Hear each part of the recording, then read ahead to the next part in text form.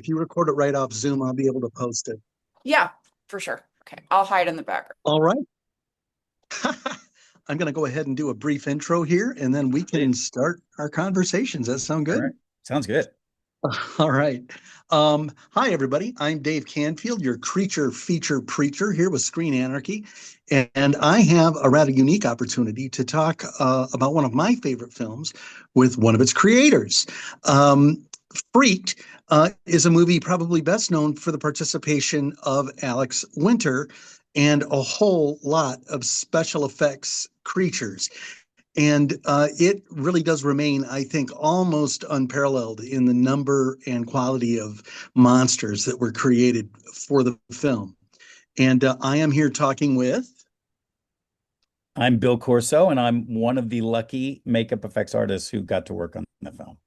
Of which there were many, but Bill, you're kind of a legend. We're really excited to have a chance to talk to you. Well, I guess Freak kickstarted what has been a very fortunate career for me. I will not complain. Here's kind of an odd curveball. Although I don't know why it would be. I basically talk about film and special effects and horror movies and genre entertainment through a spiritual lens.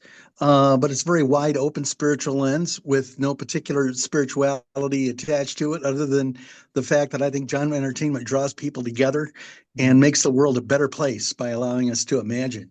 So I am again so happy to have a chance to talk to you. How did you get involved with Freaks, or Freaked, I should say? Well, first of all, Dave, can I say you have great taste, by the way. I appreciate your life's calling. Yeah, well, originally we were so I worked at a studio run by a gentleman by the name of Steve Johnson, who was a very prolific makeup effects guy. Who, if for everybody listening, Steve did Ghostbusters, the Fright Night, Poltergeist 2, The Abyss, some amazing movies with some amazing makeup effects. He had a very distinct style, which I really loved. And so I had gotten a job at his studio. And we had he said there's some people coming here to interview us for a job, and it was Tom Stern and Alex Winter about this movie at the time called Hideous Mutant Freaks. And which I'm sad they changed the title because that was really great. And they came in and sat down, and what they basically described was this insane menagerie of effects and characters and monsters that they wanted to do. We later found out that obviously the guys had found great success on MTV on their TV show The Idiot Box, and they would do these incredibly visual literal interstitials and short films and whatnot. And and they pitched this project using the art of a good friend of Steve's, Screaming Mad George, who's an incredible Japanese surrealist, and eyeballs with arms running around. And I think George had a saying like, instead of head, hand. And so he just would think of the craziest stuff. And so he had done all this conceptual art that was so out there. And the guys had this concept for this funny movie. And they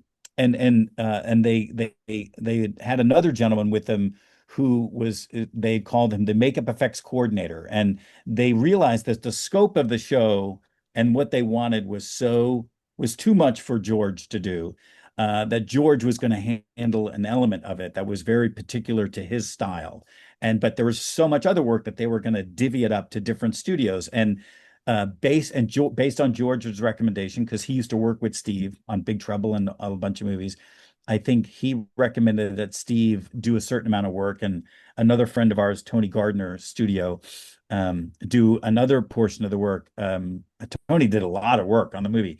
And so we were given a mandate of like, here's what we would love you guys to think about and start looking at, and maybe coming up with some sketches and conceptual designs. And here's, and they basically said, here's the kind of the style we like. And they gave us a list of artists that we all knew and were fans of, Big Daddy Roth and Basil Wolverton and Robert Williams and these fantastical fantasy artists. And you could see instantly when you looked at that art what they wanted. And then you read the script and then you're like, okay, well, how do we do this? And that they at the time, far removed from the digital age, it was problem solving. It was like, how do we physically make something? How do we transform a human into a half of a giant monster? And so one of my responsibilities was Alex and Alex's character Ricky, and how to make that, how to stick a Big Daddy Roth on Alex, and so I, again, problem solving, just came up with a bunch of crazy ideas, and Alex and I were speaking, and we were talking about how we both loved Lon Chaney and the things that he would do to himself to achieve a look, and Alex being a big fan of movies and of makeups, and he's such a trooper. He said, I'm game. Just do whatever you need to do, and I'm there for you. To the point where I came up with this crazy mouth teeth thing that would a torture device, really, that would open his mouth to a wide grimace, and then the makeup would go over that. Yeah, it was crazy, and constantly drooling. He couldn't close his mouth, and it looked so good. And I knew it was painful, and you clip them in, and he'd be like, but to his credit, he'd be like, I think it could be more. I think it could be bigger, And so we had done a test, and it was like, no, we love it. More, go bigger. And so it was like, how can I push this and still be, lifelike? So at that point, we're like, well, maybe if we add remote control to his face, to keep it alive, and had been lucky enough to work for Rick Baker on Gremlins too, and I'm like, well, they did a really cool thing with the ears to bring them to life, and so we did that, and we mechanized his ear, and we put glued cables to his face to move his lips and to make his mouth move, and he was so excited about it all. I mean, it all comes down to the actor, and their enthusiasm, and Alex had that in abundance. Well, and it's funny because as I've thought about Freaked over the years, the thing that leaps to my mind is the phrase "the usual gang of idiots," because it's so Mad Magazine in its presentation of things. It really reminds me a lot of Mad Magazine at its weirdest. And like you said, of a lot of the Big Daddy Roth and stuff like that. But something that I'm curious about is, you guys sound like you had such an amazing community of special effects people working together at that time, and a lot of cross-pollination and a lot of back and forth and inspiration. And then later on, of course, what happens is the movies get adopted. They turn into cult things. They're adopted by another community. And now we have these fan conventions and opportunities for those communities to come together. And I'm curious, have you had experience of that? And what has it been like to share your community with this other community? Well, years ago, maybe, I don't know, 6, 7 years ago, Alex called me and said, "Hey, we're going to do a screening of Freaked." And I go, "Really?" And he goes, "Yeah, at the Egyptian Theater, and you should come." We're all going to be there. And I go, "Okay, that's kind of weird." And it was the Egyptian Theater in Hollywood is a movie palace. I mean, it's one of the famous old movie palaces. It's huge. They do premieres and parties there, this thing was sold out. And there was a line down the block of people, and afterwards the actors all sat in a row, and they signed autographs, and the line was out the door, for this. And I was so amazed at the love, for that movie, and especially for a film that didn't come out and do well. It was kind of buried by the studio, and 'cause they didn't know what the hell it was, and it still, by way of VHS and a shoddy, the original DVD that came out, it amassed a cult following that, and all these conventions and everything, which, when I was coming up, there was one here, now there's hundreds of them. It amassed this fan base, much like so many famous movies, that I'm a fan of, The Thing, movies that are iconic movies, Blade Runner, that were complete failures upon release and have since become the most famous iconic films of history, film history. And that this little movie that we made, which is kind of a love letter to practical makeup effects, because it was right in the heyday of all that, can still be popular and looked at and loved in this age of, and I don't think, maybe it's because of that, because of the digital age we're living in, where you can do anything and just, speak into a computer and it'll do it. There's something so visceral about, the comedy, you can see the love everybody put into it. Every frame is just Yeah. chock full of gags. Um, and there's just an energy to it that's infectious. I mean, Alex and Tom did such a great job of infusing it with the music and the style of it, and again, and employing all these, at the time, probably starving artists who have now become industry leaders. I mean, I'm blessed to be one of them.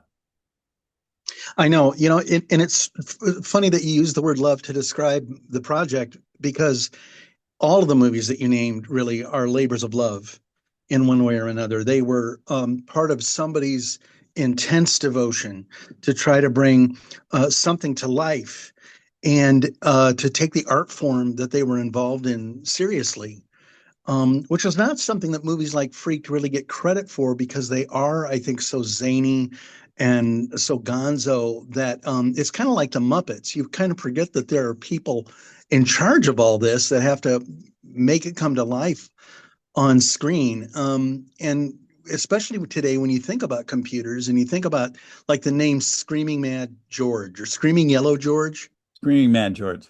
Screaming Mad George. I can't think of a computer programmer with a cool nickname like that. Yeah. But anybody who's my age or a little younger who's a big fan, they know who Screaming Mad George is. And the time that we have to do this in the world, right, is limited. And so this is, part of what you're going to be leaving behind.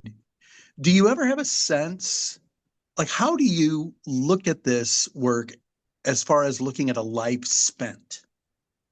Do you, and I'm talking about all your work, but even particularly on Freaks. Yeah, I mean, look, I'm blessed, as are many of my, brothers and sisters in this business. I'm blessed to do what I love. I mean, I was just looking through old photos that my mom sent me of, like, playing with my Star Wars toys, on in the dirt, I think I'd had a bunch of Star Wars toys, and Empire Strikes Back came out, but the toys hadn't come out yet. So I couldn't wait, and I had to make my own Yoda and my own Tauntaun, that the other characters could interact with. And I have pictures of these, the little Tauntaun, the little Yoda, and that's what we creatives do. And the fact that if you would have told that kid many years later that circumstances would lead me to standing on the bridge of the Millennium Falcon with Harrison Ford, who I was working with, and just being surrounded by Chewbacca and R2, and going, oh my God. I mean, there is such a thing of manifesting your destiny. And the fact that we all got to do this, and looking back and live through that heyday. Just the other night, we had a memorial tribute to a very incredibly gifted makeup artist, Greg Canham, 4-time Oscar winner. And the room was just chock full of the greatest makeup artists in the business. And, we were all reminiscing about how lucky have we been to live this life at this time in this industry and do the work that we've been able to do. And look, I grew up inspired by it, inspired by Planet of the Apes, inspired by American Werewolf in London and The Thing and all those movies. So I came into it after that, but to hear Rick Baker talking and to hear these guys talking about what inspired them, and the Ray Harryhausens and the John Chambers and all these amazing artists who we've all built upon, the Dick Smith, the Rob Bottin, like we've all built upon them, and now we have a generation of artists who,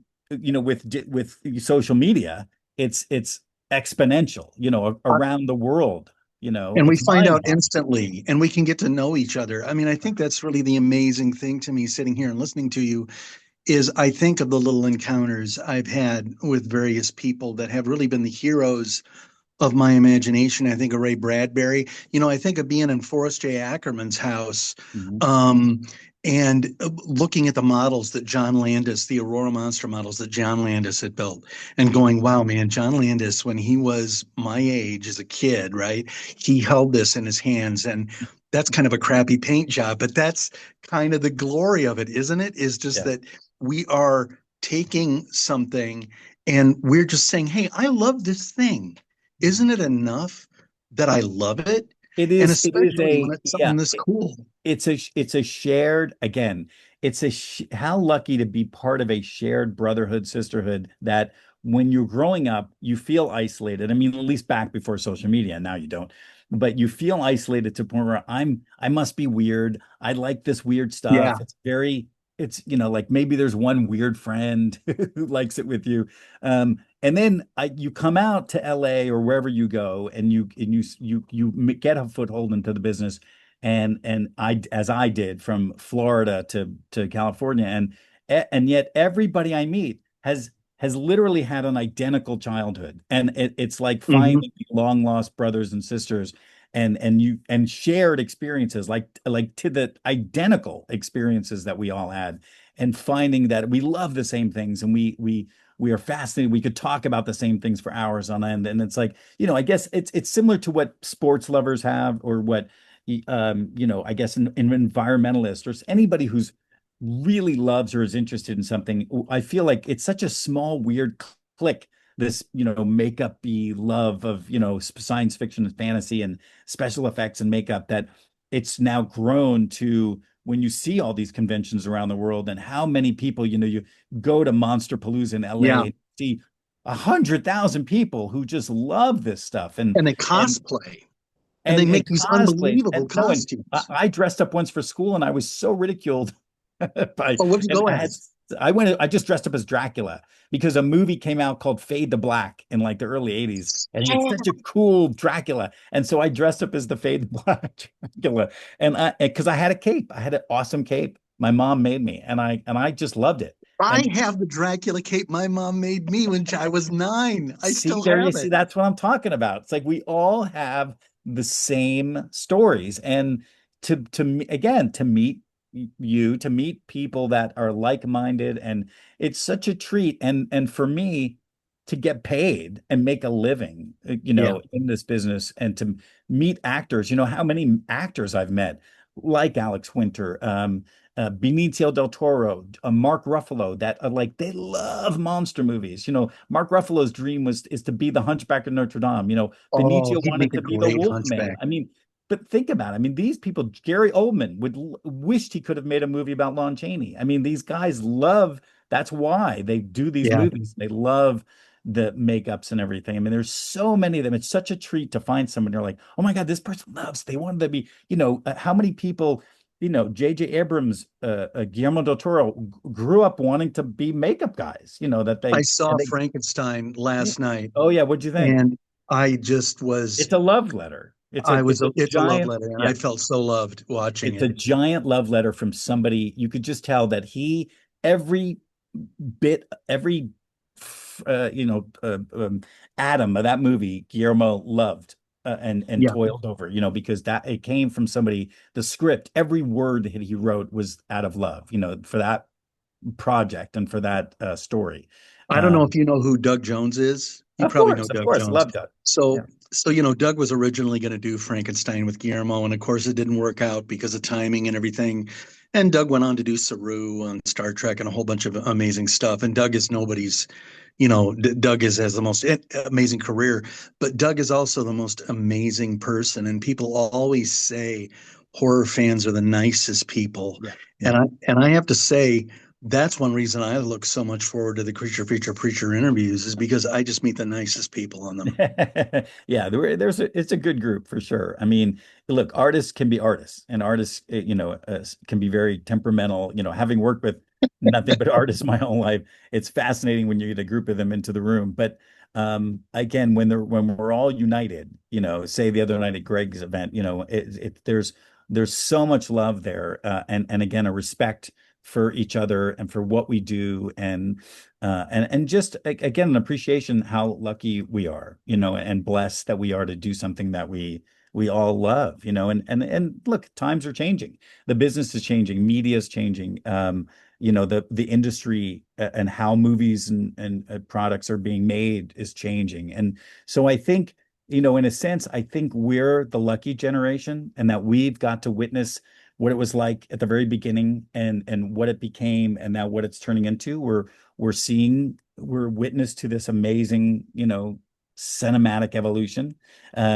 But it won't be like it was. I don't think it'll No. ever be like the way we did it. Much like, Phil Tippett will say it wasn't, Jurassic Park. It's not the same as the way he did it. Things evolve and things change, and movies will change and evolve. But how lucky were we, to be part of that, to be part of this giant epic arc of filmmaking and creativity, and we'll always have that. And I'm excited to see what comes in the next 20 years. It's going to be phenomenal, but it's going to be very different and not the same as it was. Well, I think it's interesting too, because you talk about different kinds of communities, right? And you are part of this rarefied group of people that are the best in the world at what they do. And most people, we can't aspire to that.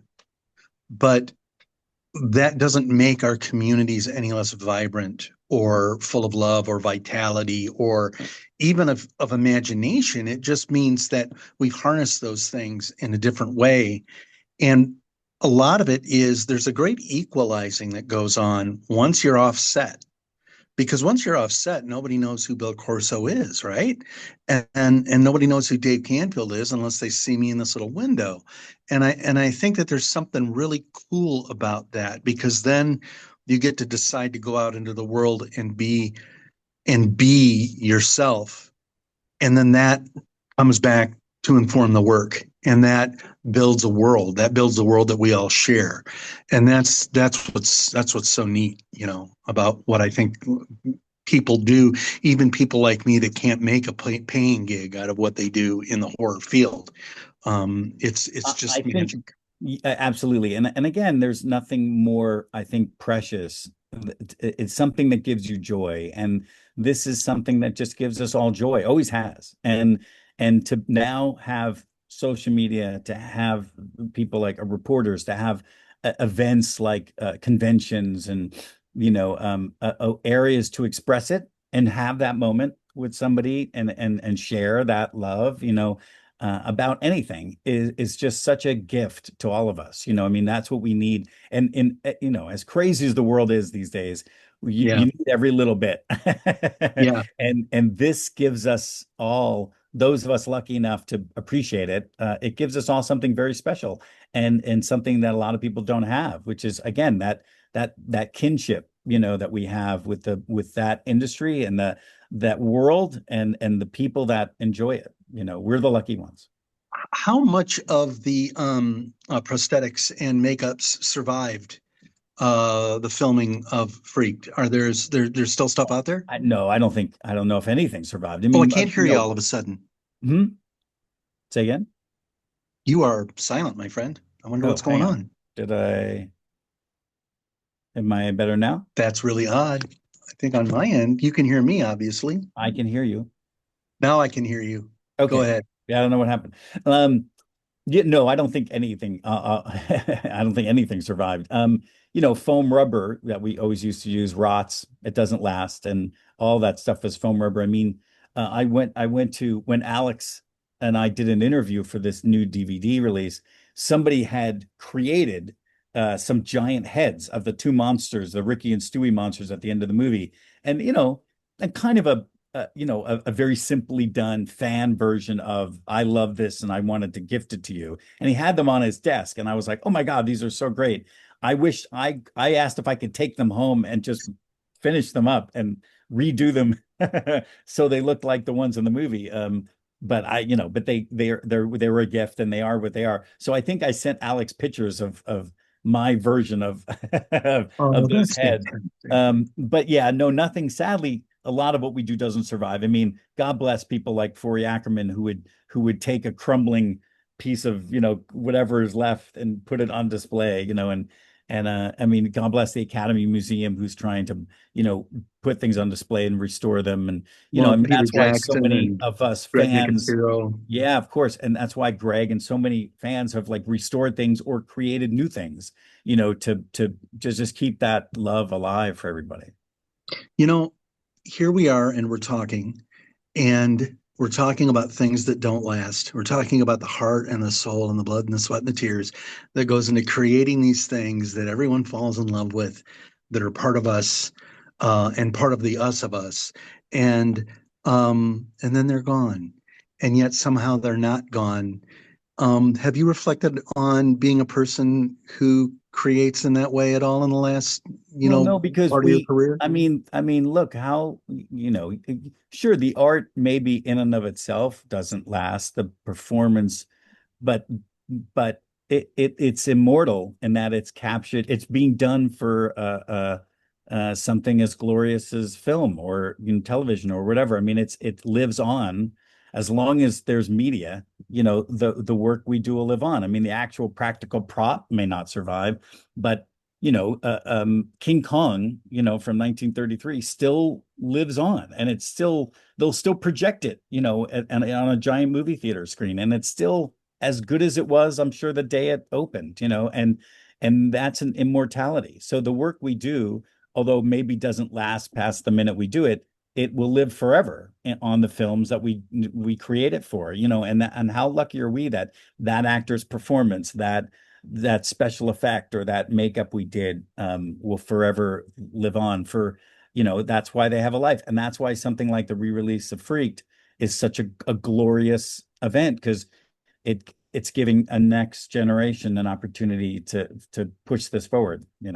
Well, I always say that you can hug a teddy bear, but when you hug it to Stuffins and it's gone, you still have it in your heart. Mhm. And I think that is such a big part of us and our imaginations. And, I can't quite imagine somebody hugging Ricky. Maybe somebody would hug Ricky. Well, we're here because of inspiration and things we loved as a kid, and we've created things that will inspire others to create. And that's the best you can hope for. That's the paying it forward of the love of what we do. It's I grew up as a kid watching things and loving them and creating because of it. And that's what we've done. We've provided more art for people to watch and be amazed at and love and create, and that's all you can hope for, that it'll just continue and live on. Yeah. Well, Bill, it's been an absolute joy to talk to you. Thank you You so too, Dave. much No, my for your pleasure. time. Yeah. Caitlin, are you there? Hi. All right. I think we're going to wrap up. What a Okay. great interview. Cheers to you, Dave. Keep it going. You Keep up too. keep up God's work. I will.